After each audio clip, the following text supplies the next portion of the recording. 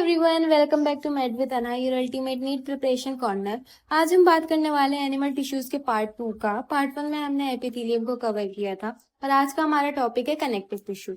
एक ऐसा टिश्यू जो बॉडी के ऑर्गन्स को जोड़ने का काम करता है। आपको लगता होगा ये बोरिंग होगा, लेकिन believe me, it's one of the most beautiful and logical topic in NCERT. इस वीडियो में हम सब कुछ पढ़ेंगे, डायग्राम्स के साथ, नीट पॉइंट्स के साथ और एनसीईआरटी की लैंग्वेज के साथ। सबसे पहले हमें जानना होगा कि कनेक्टिव टिश्यू होता क्या है। कनेक्टिव टिश्यू हमारी बॉडी का मोस्ट अबंडेंट टिश्यू होता है, यानी कि हमारी बॉडी में सबसे ज्यादा अगर कोई टिश्यू प्रेजेंट है तो वो है कनेक्टिव टिश्यू। ये काम करता है लिंक करने का, सपोर्ट करने का और बाइंड करने का डिफरेंट टिश्यूज एंड ऑर्गन्स को। अब जैसे हम एग्जांपल देखें तो अगर बोन को मसल से कोई जोड़ने वाला टिश्यू है तो वो है टेंडन, और वो कौन सा टिश्यू है? Connective tissue. जब स्किन मसल से चिपकी होती है तो वो किसके थ्रू चिपकी होती है? एरियोलर टिश्यू के थ्रू, और वो कौन सा टिश्यू है? वो है कनेक्टिव टिश्यू। तो कनेक्टिव टिश्यू हमारी बॉडी के हर एक जगह पे प्रेजेंट होता है ऑलमोस्ट, है ना। अब हम इसके फंक्शन की बात करें तो फंक्शन क्या क्या है? फंक्शन है इसका सपोर्ट करना, ये हमारे ऑर्गन्स को सपोर्ट करता है, ये करता है प्रोटेक्शन का काम। प्रोटेक्शन का काम कैसे? बोन भी तो भाई एक कनेक्टिव टिश्यू है, तो ये काम करता है प्रोटेक्शन का। ये काम करता है ट्रांसपोर्ट का। अब ट्रांसपोर्ट का काम कैसे? ब्लड भी तो भाई एक कनेक्टिव टिश्यू है ना, तो इसलिए ट्रांसपोर्ट का काम भी करता है। और ये काम करता है बाइंडिंग का। बाइंडिंग का काम कैसे? जैसे एरियोलर टिश्यू है, ये बाइंड कर रहा है किसको? स्किन को और हमारी मसल्स को, तो ये बाइंडिंग का काम करता है। तो ये इसके क्या हो गए? फंक्शंस हो गए, है ना। ये इसके इजी वे में फंक्शंस हो गए। अब हम बात करते हैं इसके क्लासिफिकेशन की। तो कनेक्टिव टिश्यू को फर्दर क्लासिफाई किया गया है loose connective tissue, dense connective tissue और स्पेशलाइज्ड कनेक्टिव टिश्यू में। लूज कनेक्टिव टिश्यू की बात करें तो लूज कनेक्टिव टिश्यू को फर्दर क्लासिफाई किया गया है एरियोलर एंड एडिपोज टिश्यू में। सिमिलरली डेंस कनेक्टिव टिश्यू को क्लासिफाई किया गया है डेंस रेगुलर और dense irregular. Specialised connective tissue को क्लासिफाई किया गया है स्केलेटल और फ्लूइड कनेक्टिव टिश्यू में। अब हम बात करते हैं लूज कनेक्टिव टिश्यू की इन डिटेल में।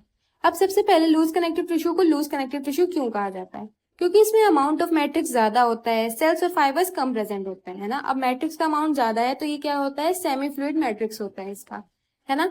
इसका पहला टाइप है हमारा एरियोलर कनेक्टिव टिश्यू। अब एरियोलर कनेक्टिव टिश्यू की बात करें तो इसका एनसीईआरटी का ये बहुत ही ज्यादा इंपॉर्टेंट डायग्राम होता है। इससे कई बार क्वेश्चन आया है और आगे भी आने के चांसेस हैं। अब क्वेश्चन क्या बन सकता है? हमको ये डायग्राम दे दिया जाएगा और इसमें कर दिया जाएगा ABCD करके दे दिया जाएगा और हमको इसको करना पड़ेगा लेबल। अब लेबल कैसे करेंगे? सबसे पहले हमें जानना पड़ेगा कि इसमें स्ट्रक्चर्स कौन कौन से हैं। तो ये जो है हमारा, ये वाला जो स्ट्रक्चर है, ये है हमारा मैक्रोफेज। मैक्रोफेज का काम क्या होता है? मैक्रोफेज का काम होता है फेगोसाइटोसिस करना, इनगल्फ करना फॉरेन पैथोजन को। यानी कि कोई भी पैथोजन आता है तो बॉडी हमारे रिस्पॉन्स में मैक्रोफेज क्या करते हैं? उसको इनगल्फ कर लेते हैं और उसको वेस्ट में कन्वर्ट कर देते हैं। अगला है हमारा मास्ट सेल। और मास्ट सेल का काम क्या होता है? आइए हम देखते हैं मास्ट सेल का काम क्या होता है। मास्ट सेल सिक्रीट करते हैं 3 chemicals. One is heparin, other one is serotonin and third one is histamine. Heparin क्या होता है? हेपरिन होता है एक एंटीकोगुलेंट। एंटीकोगुलेंट का मतलब होता है कि हमारे ब्लड को कोगुलेट होने से रोकने वाला कौन सा केमिकल होता है? हेपरिन, जिसको सिक्रीट करता है कौन? Mast cell. सेरोटोनिन की बात करें तो ये हमारे ब्लड वेसल्स को कॉन्स्ट्रिक्ट कर देता है ना। इसे कहते हैं कॉन्स्ट्रिक्शन। This is constriction. ये हमारी ब्लड वेसल है, अब इसको कर दिया इसने कॉन्स्ट्रिक्ट। अब सिमिलरली हिस्टामिन हमारा बिल्कुल सेरोटोनिन का अपोजिट होता है। ये करता है ब्लड वेसल्स को डायलेट। ये हमारी ब्लड वेसल है, इसको कर दिया इसने डायलेट। अब हम बात करते हैं फाइब्रोब्लास्ट की। तो फाइब्रोब्लास्ट क्या होता है? फाइब्रोब्लास्ट सिक्रीट करते हैं फाइबर्स। फाइबर्स कितने टाइप के हो सकते हैं? फाइबर्स हो सकते हैं 2 टाइप के।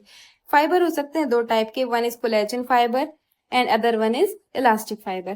कोलेजन फाइबर होते हैं व्हाइट कलर के, अनब्रांच्ड और बंडल्स में प्रेजेंट होते हैं और इनका काम क्या होता है? स्ट्रेंथ प्रोवाइड करने का। इलास्टिक फाइबर की बात करें तो इलास्टिक फाइबर येलो कलर के होते हैं और ब्रांच्ड होते हैं और प्रेजेंट इंडिविजुअली होते हैं। जहां तक हमने देखा था कि कोलेजन फाइबर बंडल्स में प्रेजेंट होते हैं ना, वहीं इलास्टिक फाइबर्स इंडिविजुअली प्रेजेंट होते हैं। येलो कलर के होते हैं, ब्रांच्ड होते हैं। अब इनका काम क्या होता है? इनका काम होता है इलास्टिसिटी प्रोवाइड करने का काम। अब हम देखें एरियोलर टिश्यू का फंक्शन एंड लोकेशन। तो एरियोलर टिश्यू का फंक्शन एंड लोकेशन देखें तो एरियोलर टिश्यू प्रोवाइड करता है बेसिक फ्रेमवर्क फॉर एपिथेलियम। अगर आपको याद होगा तो हमने पहले लेक्चर में पढ़ा था जो कि एपिथेलियम का था, कि एपिथेलियम कभी भी इंडिविजुअली प्रेजेंट नहीं होता। हमने पढ़ा था कि एपिथेलियम की जो लेयर होती है, उसके नीचे एक लेयर प्रेजेंट होती है बेसमेंट मेम्ब्रेन की, और बेसमेंट मेम्ब्रेन के नीचे प्रेजेंट होता है कनेक्टिव टिश्यू। कनेक्टिव टिश्यू से बेसमेंट मेम्ब्रेन के थ्रू होते हुए जाता है एपिथेलियम तक हमारा क्या? न्यूट्रिएंट्स और ब्लड सप्लाई जो भी होती है ना, वो कनेक्टिव टिश्यू से जाती है हमारी स्किन के थ्रू। तो वही यहाँ पे हम समझते हैं कि जैसे कि ये है हमारा स्किन में कौन सा एपिथेलियम प्रेजेंट होता है, स्किन में प्रेजेंट होता है स्ट्रेटिफाइड एपिथेलियम। अब क्या है कि ये हमारा स्ट्रेटिफाइड एपिथेलियम है और स्किन की लेयर को कहते हैं हम डर्मिस।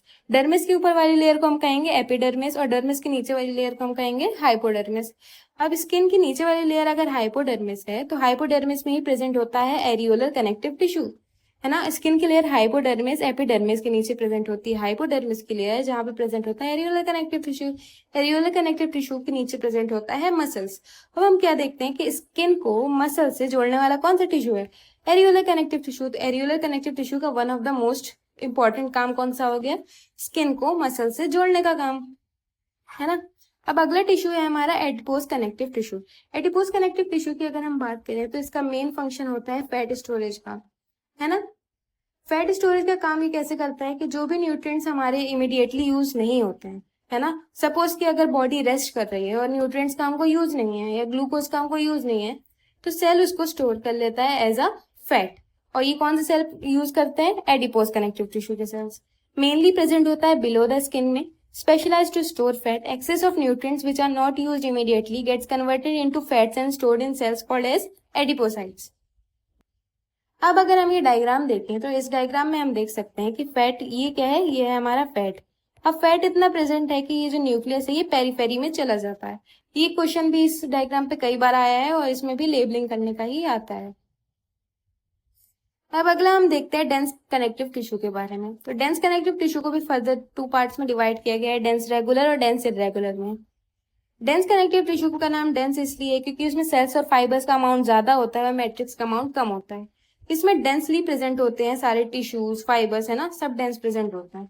अब हम बात करते हैं डेंस रेगुलर टिश्यू में। तो जैसे इसका नाम कह रहा है रेगुलर, तो इसका अरेंजमेंट कैसा होता है, पैरेलली अरेंजमेंट होता है ना। सेल्स और fibres are arranged parallelly. Dense irregular में क्या होता है, इरेगुलरली प्रेजेंट होता है ना, इसमें कोई सीक्वेंस नहीं होता है, कैसे भी प्रेजेंट होते हैं। और जो डेंस रेगुलर होते हैं वो एक ही डायरेक्शन पे, सिमिलर डायरेक्शन में ही स्ट्रेंथ प्रोवाइड करने का काम करते हैं। और जो डेंस इरेगुलर टिश्यू होता है वो बहुत सारे डायरेक्शन में, है ना, मल्टीपल डायरेक्शन में स्ट्रेंथ प्रोवाइड करने का काम करते हैं। डेंस रेगुलर टिश्यू का एग्जाम्पल होता है लिगामेंट और टेंडन, जो कि बहुत इंपॉर्टेंट है। और डेंस इरेगुलर कनेक्टिव टिश्यू का एग्जाम्पल होता है स्किन। अब हम बात करते हैं लिगामेंट और टेंडेंस की। तो आपने सुना होगा कि एक बोन को दूसरी बोन से कौन जोड़ता है, एक बोन को दूसरी बोन से जोड़ने का काम करता है लिगामेंट, और एक मसल को दूसरी बोन से जोड़ने का काम कौन करता है, टेंडेंस। तो ये भी बहुत इंपॉर्टेंट है, ये क्वेश्चन आता है कई बार। अब हम बात करते हैं स्पेशलाइज कनेक्टिव टिश्यू की। स्पेशलाइज कनेक्टिव टिश्यू को भी दो पार्ट में डिवाइड किया गया है। One is skeletal connective tissue and other one is fluid connective tissue. Skeletal connective tissue की बात करें तो इसमें मैट्रिक्स होता है सॉलिड, फाइबर्स प्रेजेंट होते हैं। फ्लूइड कनेक्टिव टिश्यू की बात करें तो फ्लूइड कनेक्टिव टिश्यू में मैट्रिक्स कैसा होता है, फ्लूइड होता है और फाइबर्स एब्सेंट होते हैं। ये चीज बहुत इंपॉर्टेंट है कि फ्लूइड कनेक्टिव टिश्यू में फाइबर्स एब्सेंट होते हैं। स्केलेटल कनेक्टिव टिश्यू की बात करें तो स्केलेटल कनेक्टिव टिश्यू में दो चीजें आती हैं, एक होती है बोन और दूसरा होता है कार्टिलेज। अब बोन और कार्टिलेज में डिफरेंस क्या होता है ये हम अभी बात करते हैं। कार्टिलेज जो होता है वो सॉलिड तो होता है बट सॉफ्ट एंड प्लायेबल होता है, यानी कि वो स्ट्रेचेबल होता है। जैसे कि अगर आपने देखा होगा कि आपकी जो टिप ऑफ नोज होती है और ईयर का जो कार्टिलेज होता है ना, आप उसको मूव कर सकते हो, है ना, बट ऐसा नहीं है कि वो टूट जाएगा। अगर आप उसको हल्का भी मूव कर रहे हो तो टूट जाएगा, है ना। अगर ऐसा हम किसी बोन के साथ करें तो इजीली क्रैक हो सकती है, बट कार्टिलेज के साथ ऐसा नहीं होता है। तो ये जो लाइन है ये बहुत इंपॉर्टेंट लाइन है। ये डिफरेंस आता है कार्टिलेज और बोन के बीच। सॉलिड, सॉफ्ट एंड प्लायेबल क्या होता है, कार्टिलेज होता है। रेजिस्ट कंप्रेशन, कंप्रेशन को रेजिस्ट करता है। Chondroitin salts are present. Collagen plus elastic fibres are present, यानी कौन से, कोलेजन इलास्टिक दोनों, है ना, कोलेजन इलास्टिक दोनों प्रेजेंट होते हैं। अब इसका एग्जाम्पल भी भाई बहुत इंपॉर्टेंट है, इससे कई बार क्वेश्चन आता है और आगे भी आने के चांसेस हैं। एग्जाम्पल हो गया tip of nose, costal cartilage of ribs, larynx, pubic symphysis, tracheal rings, intervertebral disc. ये बहुत ही ज्यादा इंपॉर्टेंट है और पूरे एग्जाम्पल दिए गए हैं एनसीईआरटी में, है ना। अब हम बात करते हैं बोन्स की। तो बोन का एक लाइन क्या है, सॉलिड, हार्ड एंड नॉन प्लायेबल। ये लाइन भी एनसीईआरटी की और बहुत इंपॉर्टेंट है ना। ये नॉन प्लायेबल होती है और कार्टिलेज क्या होता था, प्लायेबल होता था। कार्टिलेज में प्रेजेंट होता था कोलेजन और elastic fibre both, but bone में प्रेजेंट होता है सिर्फ कोलेजन फाइबर। फंक्शन होता है to provide and bear body weight, है ना। ये हमारी बोन्स जो होती हैं वो बॉडी वेट को प्रोवाइड करती हैं, सपोर्ट करती है ना। तो ये हो गया हमारा इसका फंक्शन। एग्जाम्पल हो गया लिम्ब बोन्स। अब हमारी बॉडी की जितनी भी बोन्स हैं वो तो इसका एग्जाम्पल ही है ना, तो इसलिए हमने यहाँ पे सिर्फ एक ही बोन लिखी है कि लिम्ब बोन्स, बाकी आपको पता ही है। अगला टिश्यू है हमारा फ्लूइड कनेक्टिव टिश्यू, जिसके अंदर आता है ब्लड और एज वेल एज लिम्फ। लेकिन हम इसकी बात इसलिए यहाँ नहीं करेंगे क्योंकि ये हमें अगले चैप्टर में पढ़ना है, जो कि है बॉडी फ्लूइड्स एंड सर्कुलेशन। अभी हम बात करें तो ब्लड हमारी बॉडी का मेन फ्लूइड होता है, जो कि क्या करता है, ट्रांसपोर्ट करता है various substances such as CO2, O2, waste, है ना, न्यूट्रिएंट्स एक्सेट्रा। ये ट्रांसपोर्ट कौन करता है, ये करता है हमारा ब्लड ट्रांसपोर्ट। इसमें प्रेजेंट होता है प्लाज्मा, आरबीसी, डब्ल्यूबीसी और प्लेटलेट्स। आरबीसी का अमाउंट सबसे ज्यादा प्रेजेंट होता है हमारी बॉडी में, और ये इंपॉर्टेंट क्वेश्चन है from chapter body fluids and circulation में। ये था complete connective tissue with NCERT points and example. अगर आपने इसको ध्यान से देखा होगा, बिलीव मी, नीट में इससे 2 या 3 क्वेश्चन आप एक्सपेक्ट कर सकते हो और आप इसे पक्का कर लोगे। ठीक है, मिलते हैं नेक्स्ट एपिसोड में। तब तक stay consistent, stay calm and study smart. Don't forget to like, share and subscribe to made with Anu. Bye bye.